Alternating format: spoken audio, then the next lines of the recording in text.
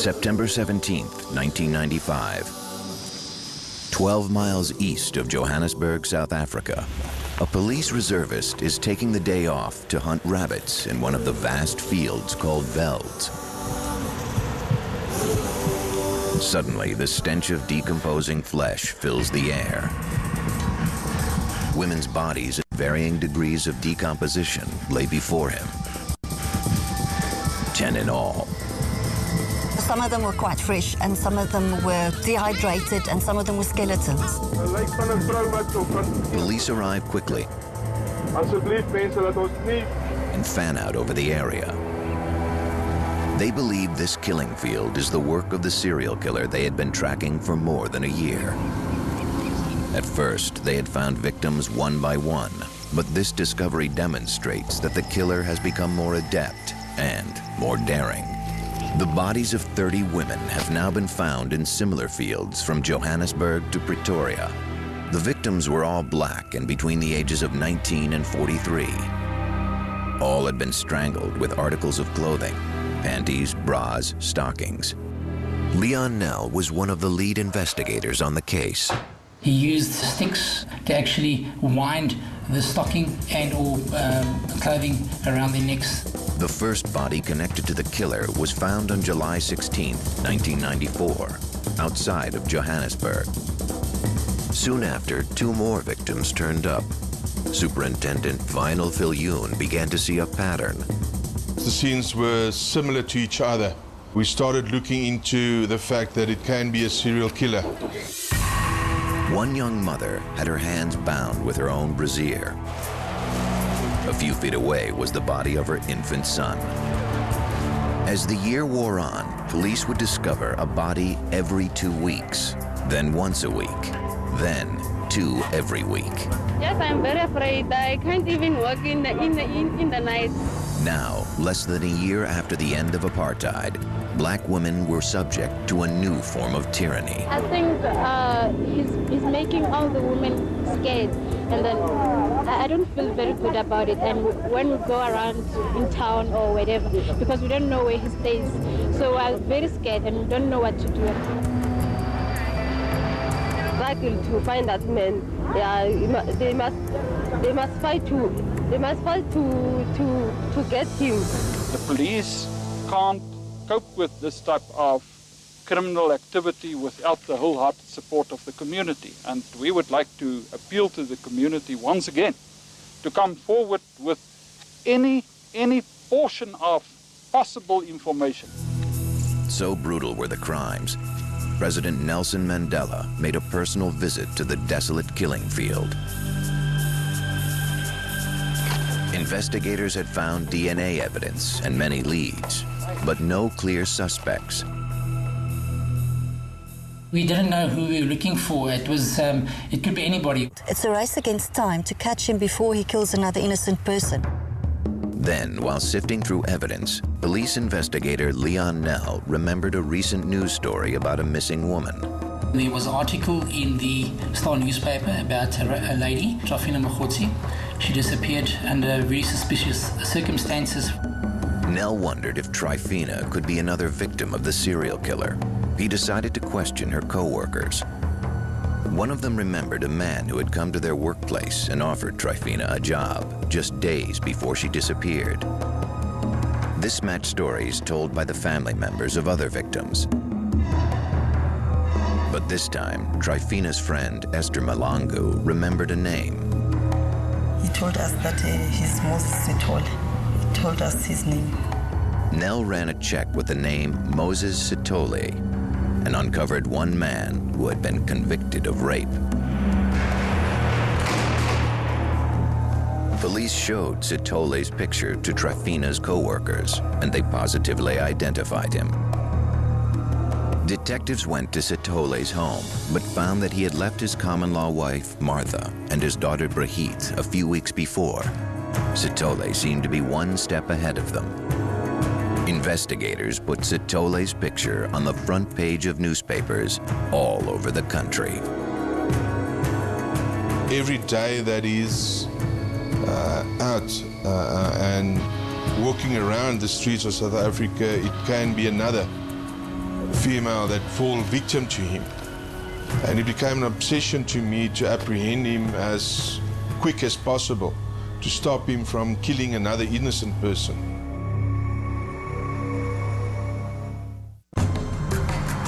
October 1995. South African police were on the trail of suspected serial killer Moses Sithole. They knew his name, but they had no idea where he was. Then on October 18th, after receiving a tip from Sithole's brother-in-law, detectives were finally able to arrest Sithole. The man suspected of murdering 37 women and 1 child was finally in custody.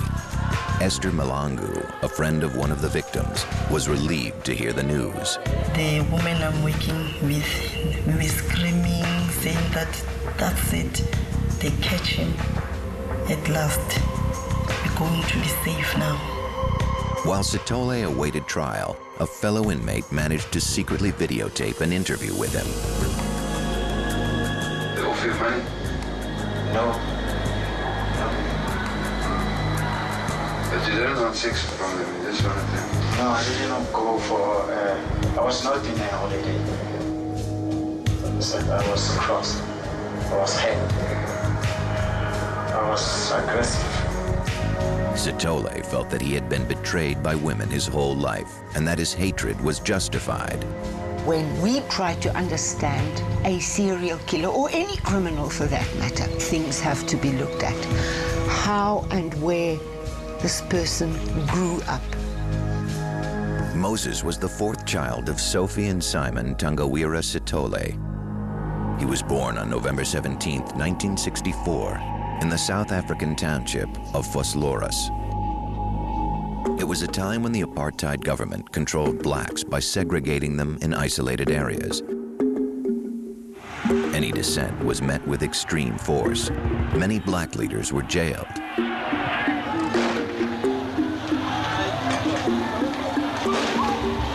As a youth, Moses Sithole saw resistance to this oppression turn violent. The moment you wake up in the morning to the moment you lay down to sleep, it's this struggle against this government, this oppressive power, and it affects everything that you do in your life. Black workers were forced to live in company housing near the factories and mines where they were employed.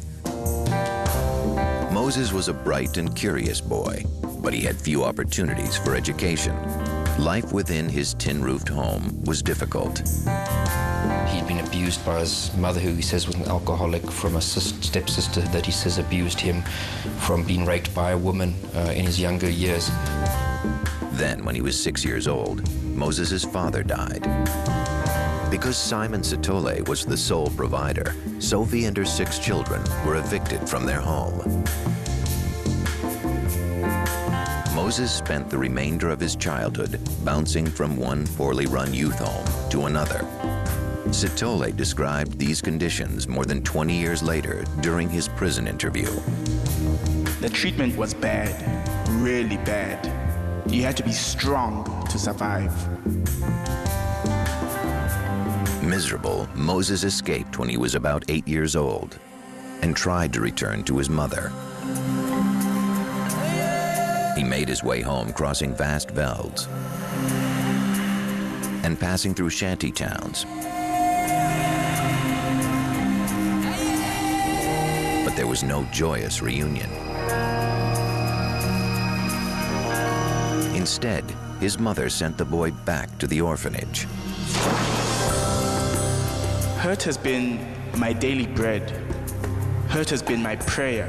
Every minute, every second, every day, every week, every month, and every year. Because of a feeling of powerlessness, starts to fantasize about a way to obtain power. When he was about 11, Moses was moved to yet another orphanage in KwaZulu-Natal, an apartheid-designated black homeland near the Indian Ocean. In his early teens, Moses ran away again. He hitchhiked 300 miles back to Vosloorus to stay with his older brother Patrick. Now on his own, Moses worked menial jobs. He trained as an amateur boxer, building his strength. He also became popular with local women for his charm and disarming smile. Sithole's defense attorney, Eben Jordan. What I can tell you, he is a very intelligent man. Well-spoken. Apparently he was a member of the library in Pretoria. He took out classical music CDs. But his friendly demeanor hid a warped view of women. He was quick to anger. The slightest rejection from a member of the opposite sex could trigger a violent rage. The first time Sithole acted on these impulses came in 1987, when he attacked his girlfriend's sister, 38-year-old Patricia Khumalo. He lured her to the mine dump in Cleveland, Johannesburg, where he raped her. He left Khumalo tied up with her clothing thrown up over her face. She managed to escape, but fearing for her life, she never went to the authorities. Sithole had not yet killed, but like other serial killers, this first crime established a pattern, one that would become more violent and complex over the next 8 years. Serial killers all have a fantasy, which is the basic blueprint of what they do. The problem is, reality is never as perfect as fantasy. So they keep on repeating it in order to get it right, to get it perfect. And the problem is, it will never be as perfect as it is in your fantasy. A desolate veld outside of Johannesburg would soon become the stage for Moses Sithole's twisted fantasies of power and death.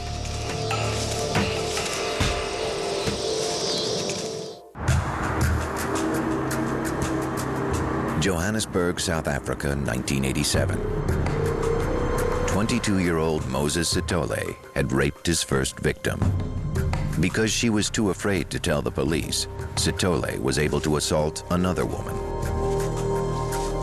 His actions became more violent over time. His third victim, Lindiwe Nkosi, was another girlfriend's sister. He lured her to a remote spot, then threatened to pour gasoline on her and set her on fire if she didn't submit. After raping Nkosi, he choked her until she lost consciousness. When she revived, he told her he would kill her if she went to the authorities. She too kept silent. Emboldened, Sithole committed more rapes.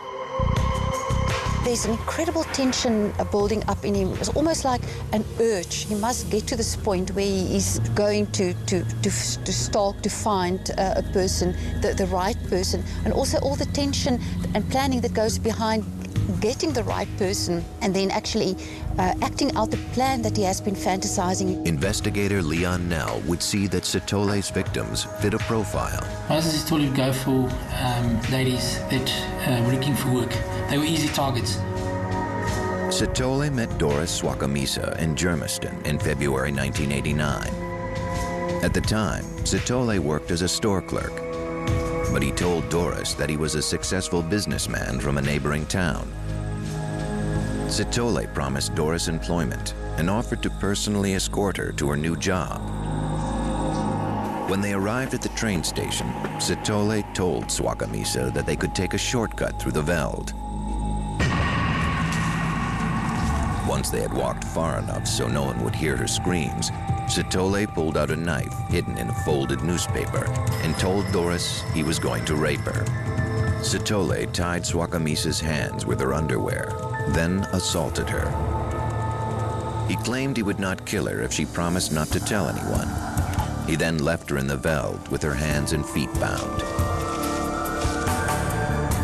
3 months later, Doris Swakamisa spotted Moses Sithole in a shop in downtown Johannesburg. She called the police in the South African town of Cleveland, where the rape took place. Sithole was arrested. He was loaded with the victim in the back of a police vehicle. On the way to the Cleveland police station, he then said to her, "Bitch, I should have killed you." Sithole claimed he was innocent, saying Doris had picked the wrong man. But the judge didn't believe his story. Sithole was sentenced to 7 years in prison. This perceived injustice became another betrayal in his mind, one that deepened his anger. In prison, Sithole insisted that he hadn't hurt anyone. His warped view of women apparently kept him from seeing the irony of his own statements. I regret not having killed the first lady that falsely accused me. Sithole had used fear to control the women he raped. Now, he became the victim. Sithole would later tell Superintendent Vinyl Filioun about that difficult time. He was sodomized by co-inmates, assaulted and rejected by them for being a rapist. Sithole outwardly maintained his calm demeanor. To the guards, he appeared to be a model prisoner. He bided his time, concentrating on survival and cultivating his rage. On one visitor's day, he met Martha Ndlovu, the sister of another inmate. After his release in November 1993, he moved in with Martha over the objections of her family. Her family was not exactly satisfied that Martha could love me. Her mother's objection that I came from prison. How could she love me? And although the couple was not legally married, she was considered to be Sithole's wife. He soon began working with Martha's brother, fixing cars in the yard of her father's home. It was a humble beginning, but it seemed Sithole was starting a new life. Across South Africa, it was a time of unprecedented hope. Democracy and freedom for all. I stand here before you, not as a prophet, but as a humble servant. Nelson Mandela was elected president, and new possibilities were emerging for black South Africans. But for Sithole, freedom provided a different kind of opportunity. For the first time, black South Africans felt they were able to travel freely across the country. Many small-town women came to the cities looking for work. Their naivete and gentle country manners made them especially vulnerable to a sexual predator like Sithole. After a few months, Sithole stopped working as a mechanic. Each morning, he left the house with a folded newspaper under his arm. He claimed to be looking for work, but he was actually preparing to commit his first murder. Like many other serial killers, Sithole focused his rage on the most marginal groups in his society. In this case, unemployed black women. For every crime, there's a build-up of tension. They experience certain trigger events. It could be a conflict with a female or even just another person, which acts as the final trigger as to why they go and commit the murders. In early July 1994, Sithole met 19-year-old Maria Monama on the streets of Pretoria. He had a type of personality that people, and specifically women, could fall for very easily. Sithole, who introduced himself as Sylvester, was neatly dressed. He charmed the young woman and her family. He was able to make himself into this presentable person that middle-class people were able to invite into their homes and even contemplate having their daughter date or entrusting their child to his care. Soon after, Sithole lured Maria to a remote veld and strangled her. It was his first murder. It's sort of a masterpiece of a thing that happens during the day and no one can see. Even if there were people around, it's so quick that it takes a split of a second to put everything under control. When Maria's body was found, there was a cryptic note scrawled on her leg. "I am not fighting with you. We will stay here until you understand." Sithole reveled in his first kill and began planning his next one. After he committed the act, the fantasizing takes basically control of his life. The acts just become more violent, more gruesome, more grisly, because he needs his urge to be satisfied. He's got this addiction to the omnipotent power where he thinks he's actually God and he is in control. The only screaming was, please, don't kill. Do anything, but don't kill me. And some of them will pray to me like a god. By July 1994, South African Moses Sithole had progressed from rape to murder. Over the next 4 months, he assaulted and strangled 5 women. Inspector Leon Nell was part of a manhunt for the elusive serial killer. Sithole had managed to stay one step ahead of police. Right from the outset, we had problems. We were busy with the post-mortem in Johannesburg mortuary. When they would call, there's another scene. The police would go and remove the body, process the crime scene, and 2 days later you'd have a body at the same spot. That's very arrogant. The local papers gave detailed accounts about how the killer cleverly lured his victims into the veld. The notoriety only fueled Sithole's desire for violence. Very often serial killers are thrill-seeking. They love the media attention. They absolutely adore to be the pivot around which so much activity goes on. As Sithole grew more adept at killing, he developed an intricate system for attracting victims. First, he would approach a woman who was looking for work, and he would claim to have a high-paying job for her. Then, he would slowly earn her trust. After interviewing relatives of Sithole's victims, Police Superintendent Vinyl Viljoen noticed a pattern. He says he'll be able to help her to get work. Then he'll make another appointment with her. Then they'll sit and just discuss ordinary things, drink cold drinks, and then make another appointment. Then he'll say to her, okay, let me take you to where I can get you a work. In the final phase, Sithole would arrange to meet the woman in a crowded area where they wouldn't be noticed. Sithole would then flag down one of the hundreds of minibuses that work as taxis in the black areas of Johannesburg. Investigators believed that Sithole acted out this elaborate hoax because he found pleasure in manipulating his victims. So we mustn't just isolate the rape and the murder as the crime, but rather what happens before, during and after. Even while he's walking with his victims, he's already successful. He's convincing them to come with him. Sithole would have the minibus drop them off near an opening to the veld. Not an uncommon request, as footpaths through the fields were often used as shortcuts. He would lead his victim down the path and out of sight, then take out his knife and make her disrobe. He could not just control the life of the woman that he was about to kill, but he also could control her emotions. He could make her so scared, most probably pleading for help, but it must have increased his feeling of being powerful tremendously. After raping the woman, he would often strangle her with her own underwear. When you strangle a person, you can actually release your hold and the person will regain consciousness. And if you put pressure, they can actually lose consciousness again. So you can extend the period of death. It's every serial killer's fantasy. Sithole would torture his victim. He had learned how to kill slowly. He used quite sophisticated systems where he would take the strap from the victim's handbag, put it around their neck, and tie it to a low branch on a tree. It was another technique that would prolong Sithole's sensation of ultimate power. And he would sit and watch while the victim stood there. And eventually, after an hour or two, the victim was unable to stand upright any longer and would lower themselves and actually strangle themselves.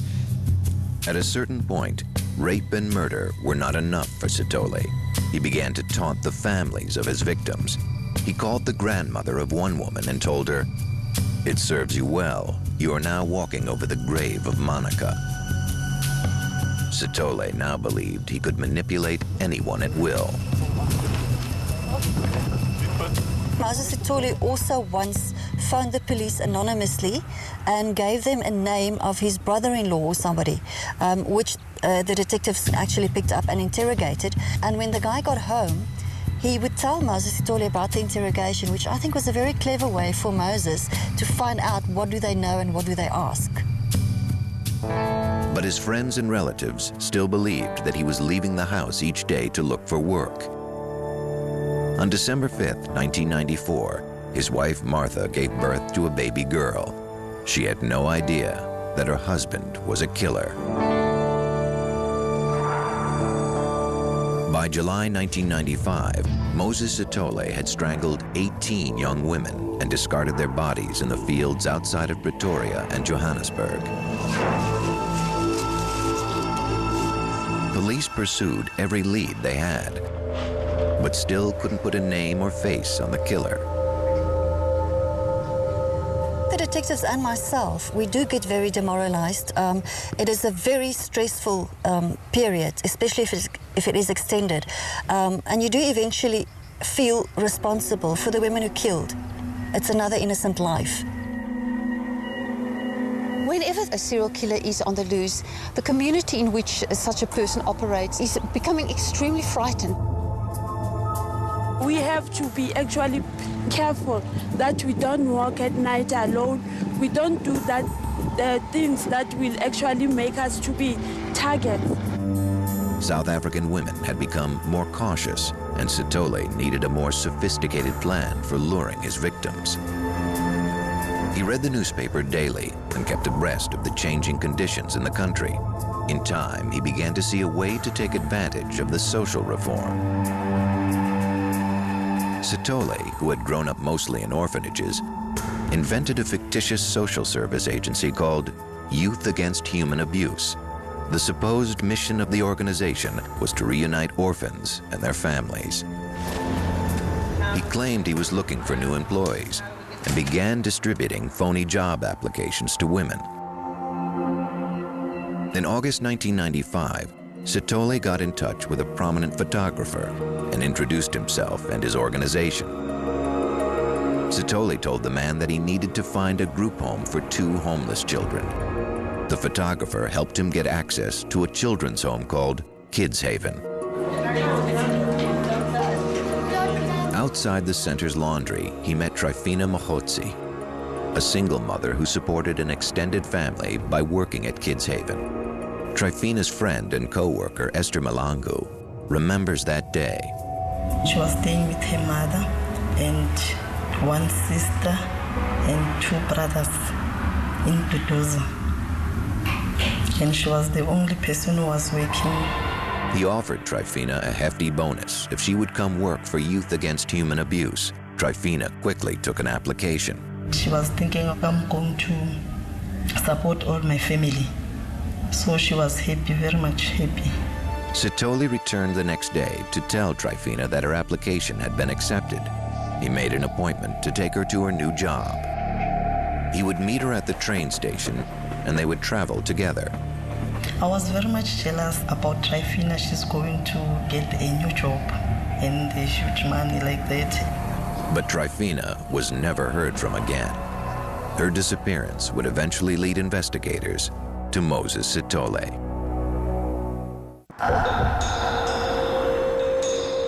By August 1995, Moses Sithole had killed 20 women. He had dumped their bodies in the isolated areas around Johannesburg. On the morning of the 15th, he left his home in Atteridgeville and took the train to Benoni on his way to meet Trifina Mahotsi.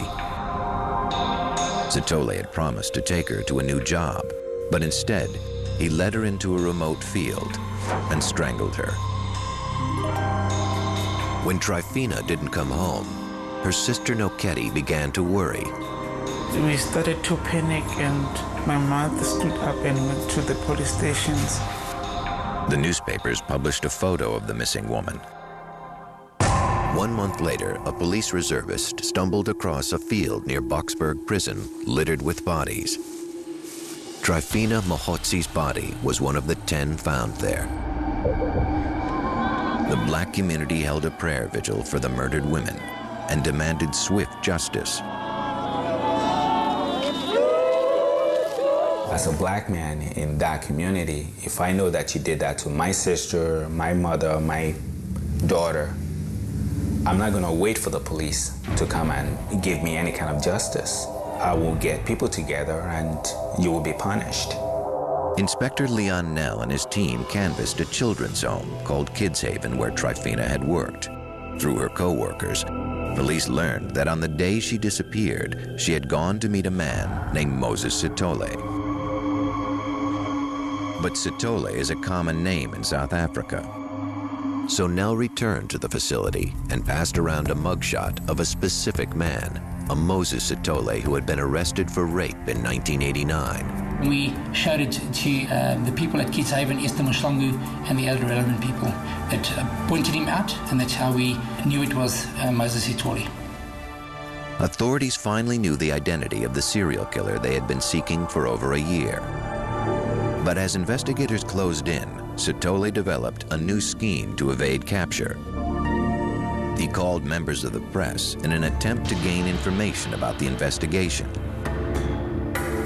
At 6 o'clock on October 2nd, 1995, the phone rang in the newsroom of the Johannesburg Star. Reporter Tamsin de Beer took the call. I answered the phone and I heard the words, "I'm the man that everyone is looking for." The person on the other end of the line introduced himself as Joseph and claimed to be responsible for the murders. It was like alarm bells ringing in my head, like, get your typing fingers going, get your wits about you.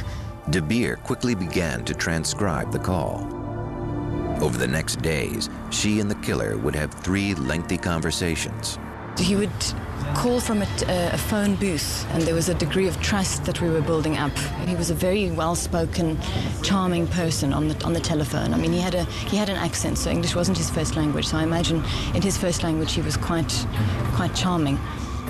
He told De Beer he was killing out of revenge for being wrongly convicted of rape. He claimed the murders were committed to draw attention to the injustice he had suffered. He didn't want to be caught by the police. That was in fact his motive for calling. He wanted to outsmart them. De Beer thought it might be a hoax, but the caller gave vivid descriptions of the killings. As the calls continued, Sithole confided more and more to 26-year-old De Beer. He described how some women would fight, other women would just give up. It was of some interest to him, I think, how certain women would respond and others would fight. I remember him saying that some women were as strong as men, and he really struggled with them. De Beer contacted the police and gave them transcripts of the conversation. Still, they were not certain that she was dealing with the actual killer.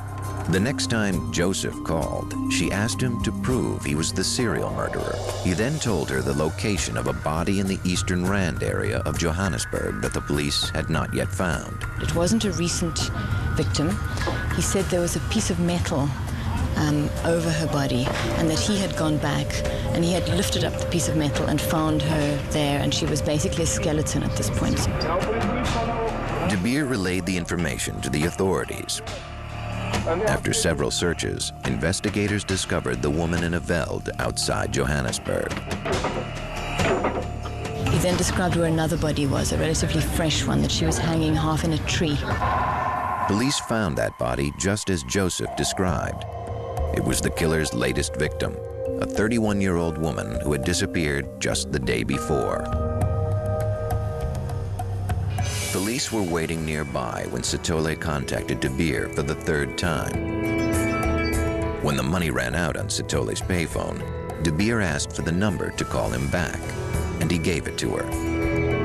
Investigators traced the number to a nearby train station. De Beer kept Sithole on the line while officers rushed to the station. He said, "Hang on," and the phone went dead. There was nothing. And I remember on the line going, "Hello, hello, hello, hello." De Beer was upset. During the course of their phone conversations, she had begun to feel empathy for him. I was quite alarmed that perhaps the police had shot him.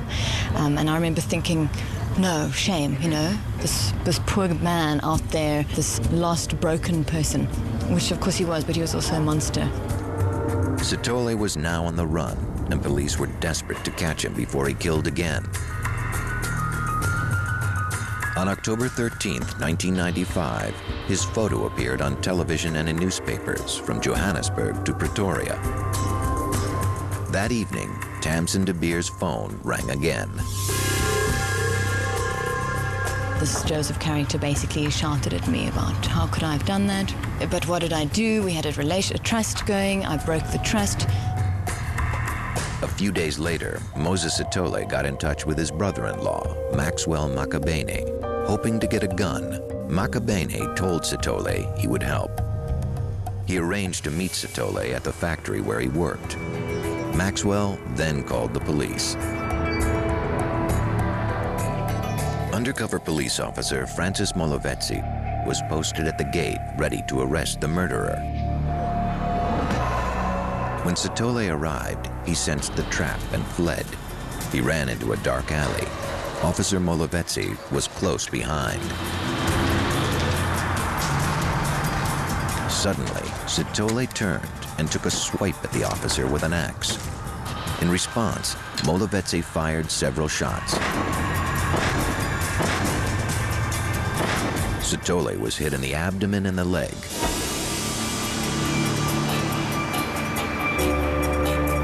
Police rushed him to the hospital. Vinal Philhune tried to interrogate Sithole, but he was uncooperative. I asked him, Moses, did we find all the victims? So his answer to me was, I don't know. And I started thinking, what does he mean by I don't know? So I asked him again, Moses, did we find all the victims? And he said to me, I don't know, because I wasn't with you. Investigators reasoned that since Sithole's victims were women, a female detective might be better able to draw him out. The strategy worked. He became aroused at the thought of his crimes and masturbated while describing them to her. He started bragging to her how he killed them, what he did, and that sort of thing. When asked why he raped and strangled 37 women, Moses Sithole said, I did it to teach them a lesson. On October 18, 1995, serial killer Moses Sithole was shot during his arrest. After recovering from his wounds, Sithole was transferred to a prison near Pretoria to await trial. There, he received numerous death threats from angry citizens. Sithole was heavily guarded by an elite police unit. Leon Nell remembers the tense situation. We did not want anything to happen to Moses. We wanted to have a fair trial. While in prison, a fellow inmate, Derek Schoolman, gained Sithole's confidence. He managed to smuggle recording equipment into the prison and taped their conversations. Strangle or beat him? No, I didn't beat anybody. Just strangle? Yeah. How long does it take for somebody to die if you strangle them? A few minutes. Is it? Yeah. No, 5 minutes is too much. Sithole described his intense anger toward women. I fully hate a black woman. A woman can hurt you more than a man, more than anybody in this world. On October 21st, 1996, Moses Sithole was charged in the Pretoria High Court with 38 murders and 40 rapes. There was much more ladies he raped and killed that we knew about, but there wasn't sufficient evidence to obviously charge him on these cases. More than 140 witnesses testified for the state, including Trifina Mohotsi's best friend, Esther Malango. When we go to the court with Moses Sithole, I was very much scared, but I did go through this court thing. And then we went inside, and then Moses Sithole, he was there. Sithole did his best to intimidate the witnesses. When I was giving my story, and then he was just laughing at me, and he was shaking his head. DNA linked Sithole to the murders, but his jailhouse confession was the most chilling evidence. In the video, he appears relaxed as he boasts about his crimes. If he's right in on the spot, and then the decision, the final decision, that here, she must die. She can see it. I should die, then she can see it. But she can no chance. Nothing will help her. Sithole said one of the women knew karate and that he had struggled with her for hours.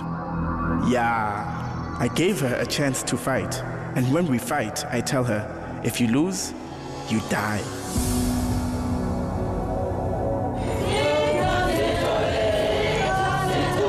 Outside the courtroom, women banded together and voiced their anger in song. Here they are chanting, "Why are you killing us, Sithole? Why are you killing us?"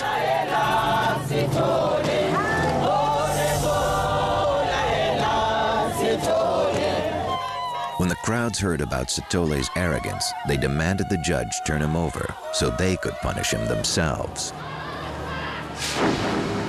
The death penalty had been recently abolished in post-apartheid South Africa, but the court made certain Sithole would never kill again. On December 5, 1997, with his defense attorney Eben Jordan nearby, Moses Sithole was sentenced to 2,410 years in prison. He was shocked. He believed throughout that he would be acquitted. I was feeling like that time, that they must kill him too. Because some of the women, they left their children, they left their families because of him. Yes, we're happy about the sentence, but we've lost our sister and my mother lost her daughter. Sithole was taken from court to the maximum security facility of Pretoria's Central Prison, where he was held without chance of pardon or parole. Diagnosed with AIDS after his arrest, Sithole received antiviral drugs and benefited from the prison hospital.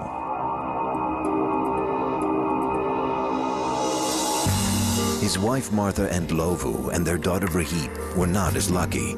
They were also infected, but like millions of other poor Africans, they did not have the money for medications. Moses Sithole began his terrifying killing spree at a time when black Africans had enormous hopes for the future. At that point in history, he could have made himself into the person that he pretended to be. Instead, he took the lives of 37 women and 1 child, spreading heartbreak and fear throughout his community. I feel so painful when I remember my daughter going out saying he's going to look for work, and he never came back. Who they are, where they are from, I didn't care. It's just the type of woman that reminds me of the woman who falsely accused me. And then I just kill her. It is very important to understand they need to feel in control of everything. Feeling in control not only of the woman he was killing and raping, but of the whole world around him. Some experts believe that Sithole's warped perception of women was formed early in childhood as a result of abuse. But they say even that doesn't explain everything. We cannot say that there's a cause and effect between being abused as a child and then later becoming a criminal, because so many people successfully overcome what has happened to them as children. I was out there to do a job that has been done to me, the thing that I have to give back, eye for eye.